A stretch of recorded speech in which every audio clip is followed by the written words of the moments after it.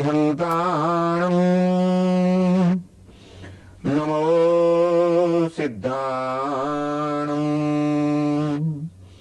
नमो आयर्याणम्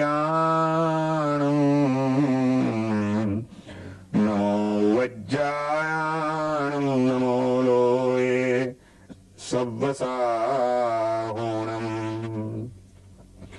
एषो पंचनमुक्कारो सव्वपावपणासनो मंगलाणं च सव्वेसिं परमं हवै मंगलम्। ओंकारं बिन्दुसंयुक्तम् नित्यं ध्यायन्ति योगिनः कामदं मोक्षदं चैव। ओंकाराय नमो नमः। अज्ञानतिमिरान्धानां ज्ञानाञ्जनशलाकया नेत्रमुन्मीलितं येन तस्मै श्रीगुरवे नमः।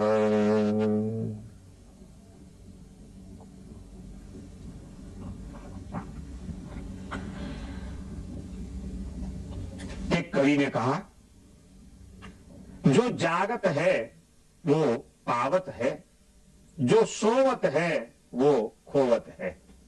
जो जागत है वो पावत है, जो सोवत है वो खोवत है। जिंदगी में जागना बहुत जरूरी है। जब तक हम जागते नहीं है हमारे जीवन के विषय में, हमारे अपने आप के विषय में,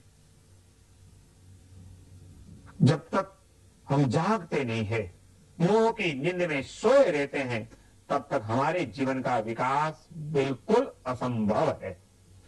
आज परिस्थिति हो गई, धार्मिक जगत में भी लोग मंदिरों में जाते हैं, गिरजाघरों में जाते हैं, धर्मस्थानों में जाते हैं, साधु संतों के पास जाते हैं, पूजा पाठ करते हैं, कथाएं सुनते हैं, प्रवचन भी सुन लेते हैं, सब कुछ करते हैं, लेकिन जागते नहीं है। क्यों? क्योंकि सब कुछ हो रहा है लेकिन गतानुगतिकता से हो रहा है। सब जाते हैं, चलो हम भी चलें। सब पूजा करते हैं, अपन भी कर लें। सब कथा में गए, चलो हम भी गए। क्यों? वहां जाकर के हमें क्या पाना है? वहां हम जो भी सुनते हैं उसमें से हमारे जीवन में हमें क्या क्या उतारना पड़ेगा, कैसे उतार सकते हैं? यदि इन चीजों को हमने ध्यान में नहीं लिया तो हमारे जीवन में क्या क्या नुकसान हो सकता है, ये चिंतन हमने कभी भी किया? जागने के लिए चिंतन बहुत जरूरी है। हम सुनते तो बहुत हैं, पढ़ते भी बहुत हैं, कुछ क्रियाएं भी कर लेते हैं, लेकिन इसके साथ जो हमारा चिंतन जुड़ जाना चाहिए वो हम जोड़ते नहीं है। चिंतन कहां है आज जिंदगी में? कितने लोग मिलेंगे जो धर्म के विषय में सूक्ष्मता से चिंतन करते हैं, जो अपने जीवन के विषय में कुछ चिंतन करते हैं, जो धर्म की बातों को सुनकर के भी उसके ऊपर कोई चिंतन करते हैं। आज सब कुछ आ गया जीवन में, लेकिन चिंतन छूट गया है। और जब तक चिंतन नहीं आएगा तब तक काम होने वाला नहीं है।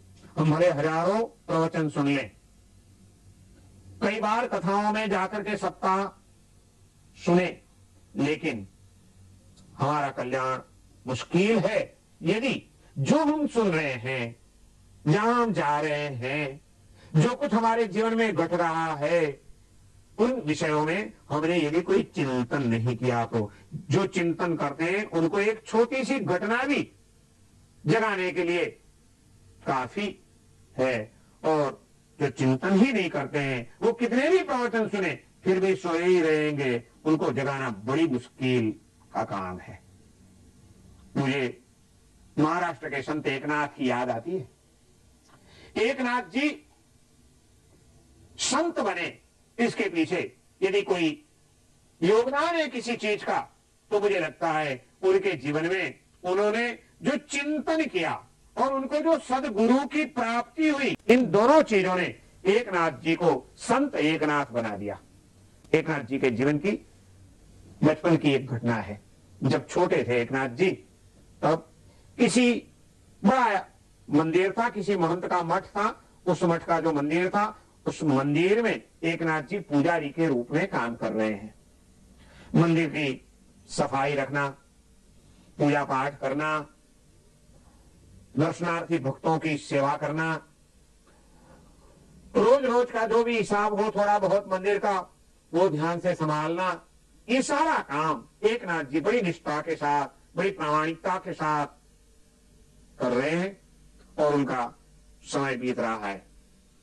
एक दिन की बात है, पूरा दिन बीत चुका, पूजा हो गई, भक्त लोग आ गए, दर्शन करके गए, प्रसाद ले गए, जो भी जिनकी भावना थी दक्षिणा रखते गए, भगवान को कुछ चढ़ाते गए। शाम का समय हुआ, आरती का समय, आरती भी हो गई।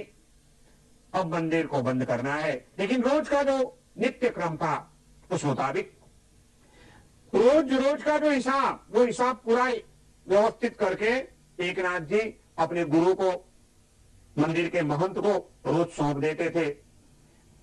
आरती होने के बाद आज एकनाथ जी आज का हिसाब करने के लिए बैठे, हिसाब कर रहे हैं, जो भी खर्च हुआ, जो भी इनकम हुई, सब तालमेल मिला रहे हैं, हिसाब कर रहे हैं। लेकिन हिसाब में 1 रुपये का हिसाब नहीं मिलता है, कुछ गड़बड़ हो गई है। बड़ी चिंता में पड़ गए एकनाथ जी। कभी नहीं, हिसाब में कभी गड़बड़ नहीं होती, आज क्या हुआ, क्यों 1 रुपये का हिसाब नहीं मिल रहा? मैं अब गुरु जी को क्या हिसाब दूंगा, जवाब क्या देना? ये तो मेरी सच्चाई एवं प्रामाणिकता के ऊपर एक बड़ा विज्ञ है। कुछ भी हो, 1 रुपये का हिसाब मिलना चाहिए। बड़ी मेहनत करते हैं, हिसाब मिला रहे हैं, हिसाब नहीं मिला। दिए के उजाले में मेहनत कर रहे हैं। अब रोज का कार्यक्रम यह था कि आरती हो जाए तो मंदिर बंद करके एकनाथ जी चले जाते थे गुरु जी के पास, महंत जी के हिसाब दे देते थे और फिर महंत जी के साथ भोजन करते थे। आज आरती हो गई, काफी समय बीत गया, अभी तक एकनाथ भोजन के लिए नहीं आए। महंत जी ने सोचा क्या हुआ, आज एकनाथ क्यों नहीं आया, देखते हैं कहां गया एकनाथ। देखा दूर दूर मंदिर के बाहर किसी दिए के उजाले में कुछ लिख रहे हैं, कुछ काम कर रहे हैं। महंत जी ने आवाज दी, एकनाथ, ओ एकनाथ, चलो, क्या करते हो, भोजन का समय हो गया, चलो। गुरु जी की आवाज सुनी, एकनाथ जी गए, भोजन किया, भोजन करने के लिए बैठ गए। खाया नहीं खाया, उठ गए। आज भोजन में भी दिल नहीं लग रहा है, क्योंकि 1 रुपये का हिसाब नहीं मिल रहा है। जिंदगी में आप लोगों ने भी कभी अनुभव किया होगा, दिवाली का दिन है या मार्च एंडिंग का समय है, पूरे साल भर का हिसाब मिलाना है। आपने बड़े विश्वास के साथ मैनेजर के ऊपर, अपने नौकरों के ऊपर सब कुछ छोड़ दिया था, लेकिन उन लोगों ने गड़बड़ी कर दी है। और अब जब 1 साल के बाद आप हिसाब देख रहे हैं, तब आपको पता चलता है कि कुछ गड़बड़ बड़ी है, नुकसान बहुत बड़ा हो गया है। लेकिन इतनी सफाई से काम हुआ है, कहीं भी आप उनको पकड़ नहीं सकते हैं। और पूरी मगजमारी करके आप थके हुए घर पे जाते हैं। पत्नी बड़े प्यार से आपकी राह देख रही है, आपके लिए भोजन परोसती है, आपको प्यार से खाना खिलाती है, बढ़िया से बढ़िया खाना भी है। लेकिन क्या आपको खाना अच्छा लगेगा, क्योंकि हजारों का नुकसान हो गया है, आप प्यार से नहीं खा सकते हैं। एकनाथ ने खाया नहीं खाया, खड़ा हो गया, वापस चला गया उजाले में, वापस वही मगजमारी, 1 रुपये का हिसाब नहीं मिल रहा है, क्या करें। महंत जी ने भी भोजन कर लिया और थोड़ी देर हुई, महंत जी का अपना समय हुआ, भगवान का नाम लेकर के महंत जी तो सो गए, निद्राधीन हो गए। यहां एकनाथ, खाना तो ठीक है, नींद भी हराम हो गई है, आज नींद भी नहीं आती है, 1 रुपये का हिसाब नहीं मिल रहा है। गुरु जी को क्या जवाब दूंगा। और ऐसे करते करते जैसे जैसे रात बीतती जा रही है, एक नाथ की मन की व्यथा बढ़ती जा रही है। 1 रुपये का हिसाब नहीं मिल रहा है, कभी नहीं हुआ, आज कैसे ऐसे हो गया। और मेहनत करते करते करते करते रात को 12 बज गए और अचानक एक आइटम याद आ गई, उस दिमाग में से निकल गई थी। अचानक याद आया, 1 रुपये का हिसाब मिल गया। 3-4 घंटों की मेहनत के बाद जब हिसाब मिल गया, एक नाथ को इतना आनंद आता है, खुश हो गया, खड़ा होकर के जोर जोर से नाचने लगा, कूदने लगा। 1 रुपये का हिसाब मिल गया, 1 रुपये का हिसाब मिल गया, नाचने लगा। जब कोई भी चीज मेहनत के बाद मिलती है, तब उस चीज की प्राप्ति का आनंद ही कुछ अलग होता है। कई बार मुझे लगता है कि हमारा एक बड़ा सौभाग्य रहा कि जन्म से ही हमको धर्म परंपराएं मिली, भगवान के मंदिर मिले, संतों की सेवा मिली, संतों की वाणी सुनने के लिए मिल गई। लेकिन इतनी सरलता से सब कुछ मिल गया, इसलिए शायद हमें उसकी कोई कीमत नहीं है। जिनको मेहनत करने के बाद मिलता है, उनको उस चीज का मूल्य होता है। हमें सरलता से मिल गया, इसलिए शायद हमें कोई उसका मूल्य नहीं है। एक नाथ 4 घंटों की मेहनत के बाद जब हिसाब मिल गया, इतना खुश हो गया है, इतना खुश हो गया है, नाच रहा है, कूद रहा है, जोर जोर से तालियां बजा रहा है। 1 रुपये का हिसाब मिल गया।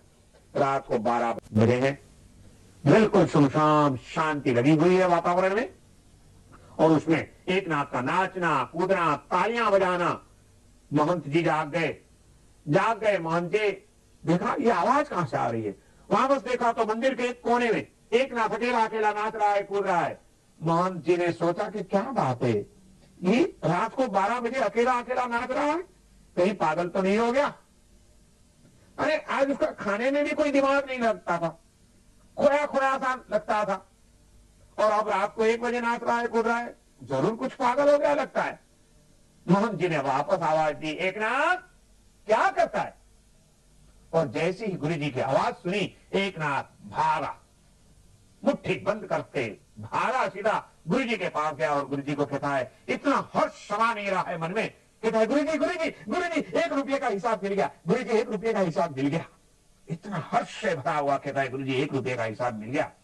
बस गुरु का महत्व यही है। गुरु रोज रोज कोई टोक टोक नहीं करते हैं। सच्चे गुरु तो वे हैं जो योग्य समय पर अवसर देख करके एक वाक्य भी ऐसा बोल देते हैं, शिष्य के पूरे द्वार खुल जाते हैं।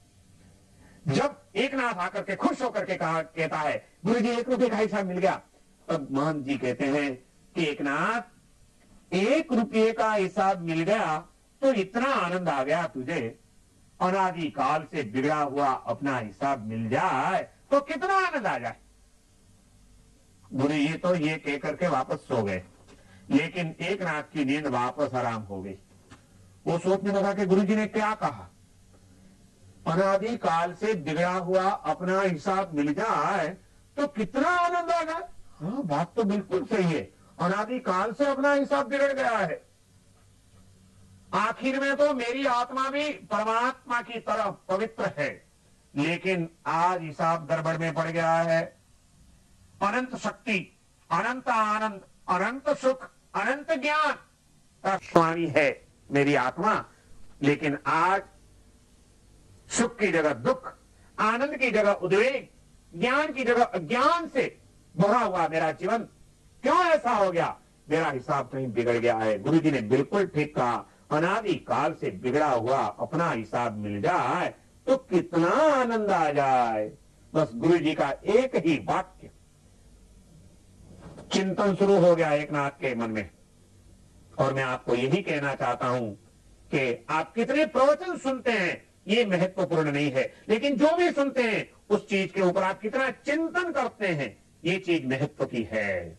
एक नाथ की नींद हराम हो गई, अनादि काल कई जन्म जन्म मेरा हिसाब बिगड़ गया है, ये हिसाब मिल जाए कितना आनंद आ जाए। बस सोचता रहा, रात भर चिंतन चला, और सुबह होते होते एक नाथ के अंदर के द्वार खुल गए। सुबह हुई, मंदिर खोलता है, मंदिर की पूजा कर लेता है, पूजा करने के बाद निवृत्त होकर के महंत जी के पास जाता है, गुरु जी को वंदना करके कहता है, गुरु जी आशीर्वाद दीजिए। गुरु जी कहता है, किस चीज के आशीर्वाद बेटा। गुरु को भी मालूम नहीं था कि मैंने जो एक वाक्य कहा है उसकी इतनी जबरदस्त असर होगी। गुरु जी कहता है किस चीज का आशीर्वाद? कहते हैं गुरु जी बस आपने जो कहा वह काम करने के लिए मैं जा रहा हूं, आशीर्वाद दीजिए मुझे सफलता मिले।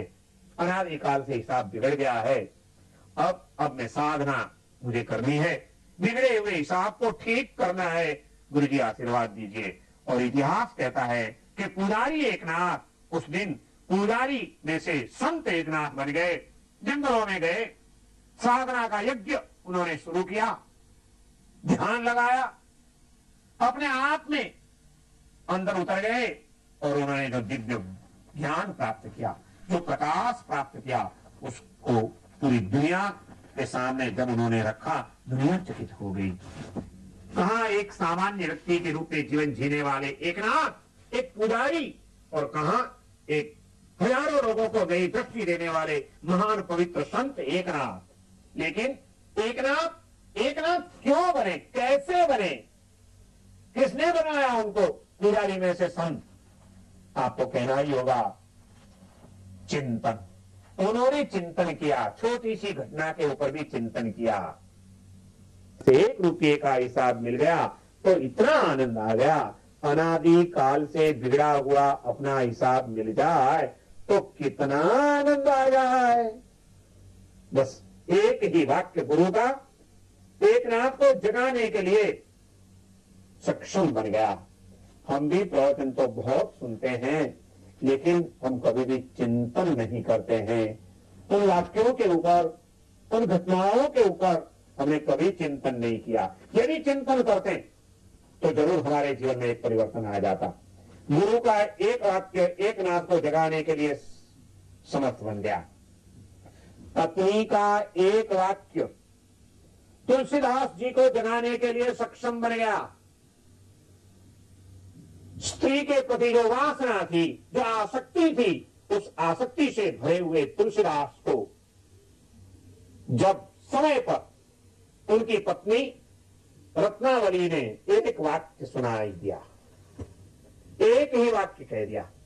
जब रत्नावली अपनी मां के घर गई हुई है, रात एक भी रात तुलसीदास पत्नी के बिना नहीं रह सकते हैं, इतनी आसक्ति, इतनी वासना उनको सता रही है। और बड़ी जोरों से बारिश बरस रहा है, नदी में बाढ़ आई हुई है, पत्नी के वियोग में व्याकुल हुआ तुलसीदास बरसते बरसात में जा रहा है। पास में ही था सुतराग, और नदी में बाढ़ आई हुई है, पानी में तैरता तैरता तैरता तैरता सामने किनारे पहुंच जाता है। और रात को जब पहुंचता है तुलसीदास अपनी पत्नी के घर, अपने ससुराल में, ऐसे आधी रात में पति ऐसी बारिश के बीच नदी पार करके आए। रत्नावली को बड़ी शर्म आती है, उसको लगेगा कि मेरे घर में क्या लगेगा कि इसका पति इतना आसक्त। और वहीं रात को रत्नावली कहती है, अस्थि चरममय देह मम ताने जैसी प्रीति, अस्थि चरममय देह मम ताने जैसी प्रीति, तैसी जो रघुनाथ ने तो होत नहीं भव भीति। अरे स्वामीनाथ, क्या मेरे पीछे आप पागल हुए हैं?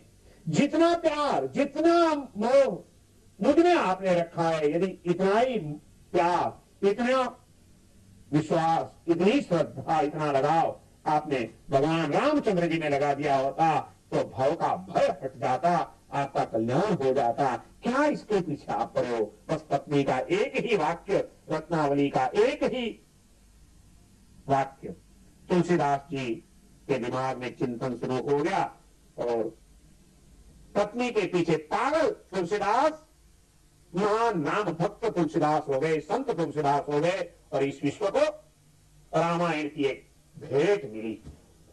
इस विश्व को रामायण देने का श्रेय यदि किसी को जाता है तो मैं कहूंगा तुलसीदास जी को तो जरूर, लेकिन उससे भी ज्यादा श्रेय रत्नावली को है, जिन्होंने अपने पति के भीतर बैठी हुई चेतना को जगाया। और एक बार भी जो जागता है वो कुछ जरूर पाता है, जो जागत है वो पावत है, जो सोवत है वो खोवत है। यह वाक्य एकनाथ के जीवन में, संत तुलसीदास के जीवन में, वाल्मीकि जी के जीवन में नारद जी ने क्या किया?